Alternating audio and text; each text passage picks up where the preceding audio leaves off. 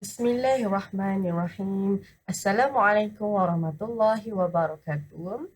Okey, kita bertemu kembali dalam mata pelajaran Pendidikan Islam tahun 3. Okey, tajuk kita hari ini bersuci daripada hadas.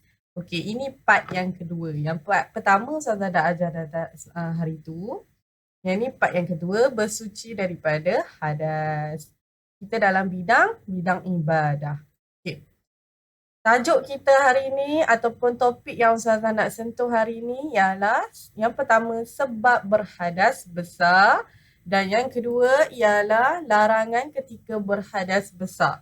Okey, dua subtopik saja yang Ustazah akan ajar iaitu sebab berhadas besar dan larangan ketika berhadas besar.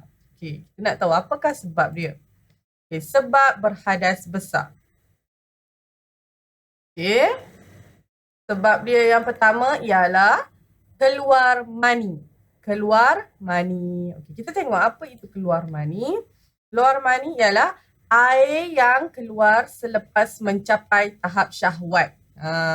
Air yang keluar daripada kemaluan lelaki ataupun wanita selepas mencapai tahap syahwat. Okey.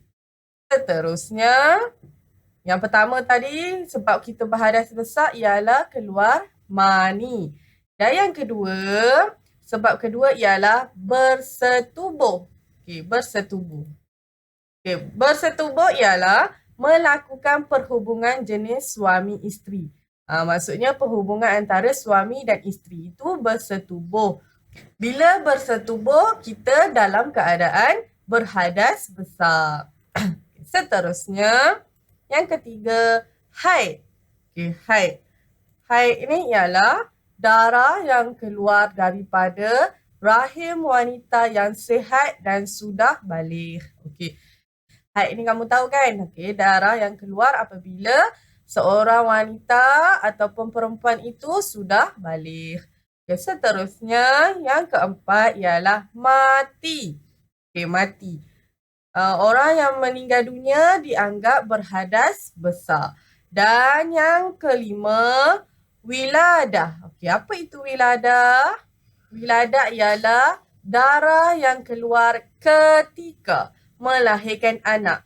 Okey, wiladah ni maksudnya darah yang keluar bersama-sama dengan baby yang baru lahir daripada perut mak dia tu.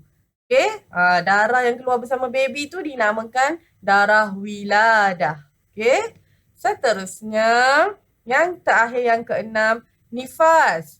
Okey, apa itu nifas? Nifas ialah darah yang keluar selepas melahirkan anak. Okey. Nifas pula darah yang keluar selepas baby tu dah keluar kan. Baby dah lahir, dah mandi semua tapi ada darah lagi keluar daripada rahim perempuan. Itu dinamakan nifas. Okay. Wiladah tadi darah yang keluar bersama-sama dengan baby. Waktu dia lahir ada darah keluar bersama dengan baby, itu namanya wiladah. Tapi nifas darah yang keluar selepas baby dah keluar daripada perut mak dia, masih lagi ada darah keluar, itu dinamakan nifas. Okey, faham ya? Okey. Okey, kita tengok lagi sekali sebab berhadas besar secara ringkasnya ada 6 sebab kita berhadas besar. Okey, Ustazah ulang lagi sekali iaitu keluar mani, yang kedua bersetubuh, yang ketiga haid, okey, yang keempat mati, yang kelima wiladah dan yang keenam nifas. Okey? Kamu kena ingat 6 sebab kita berhadas besar.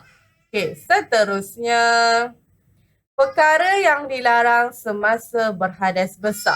Okey, apa yang kita tak boleh buat ketika kita ni dalam keadaan berhadas besar? Okey? Okey, yang pertama, membaca Al-Quran. Okey, ini kita dilarang buat ketika kita dalam keadaan berhadas besar. Okey, kalau kita tengah dalam keadaan haid ataupun kita dalam keadaan nifas, wiladah, ataupun keluar mani, belum lagi mandi wajib, jadi kita tidak dibenarkan membaca Al-Quran. Okey.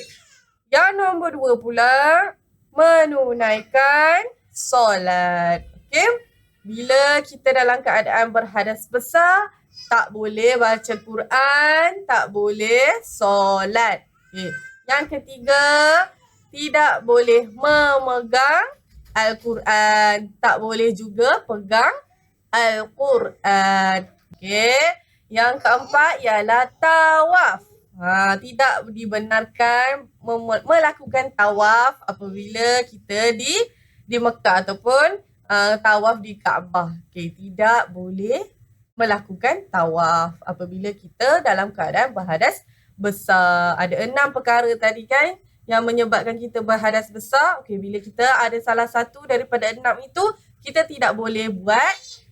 Membaca Al-Quran tak boleh, solat tak boleh, pegang Al-Quran tak boleh, tawaf pun tidak boleh. Okey, seterusnya.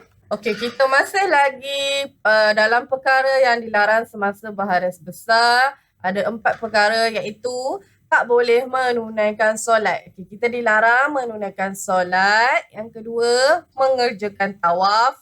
Tawaf tu yang kita pusing Kaabah tu. Yang ketiga, membaca dan menyentuh Al-Quran. Okey, tadi kita dah sentuh kan? Kita dah cerita tentang Al-Quran ni. Dan yang keempat, tambahan, kita tidak dibenarkan berada di dalam masjid. Okey, tidak dibenarkan berada di dalam masjid. Okey, kamu ingat 4 perkara ataupun 5 perkara. Senang kamu nak ingat ada 5 perkara yang kita tak boleh buat dan kita dilarang buat ketika kita berada dalam keadaan berhadas besar. Okay, yang pertama, kita tak boleh solat. Solat tak boleh. Boleh solat tapi kita kena mandi wajib dulu. Okay, mandi wajib nanti Ustazah akan ajar ya. Okay, tak boleh solat. Yang kedua, tidak boleh memegang Al-Quran. Yang ketiga, tidak boleh membaca Al-Quran. Yang keempat, tidak boleh melakukan tawaf. Tawaf tu kita keliling Kaabah tu. Yang kelima, kita tidak boleh berada di dalam masjid. Okay, ingat 5 perkara tu ya. Okey, itu sahaja untuk hari ini. Kita dah belajar sebab mengapa kita berhadas besar. Dan yang kedua, larangan ketika kita berhadas besar. Okey, itu sahaja. Assalamualaikum warahmatullahi wabarakatuh.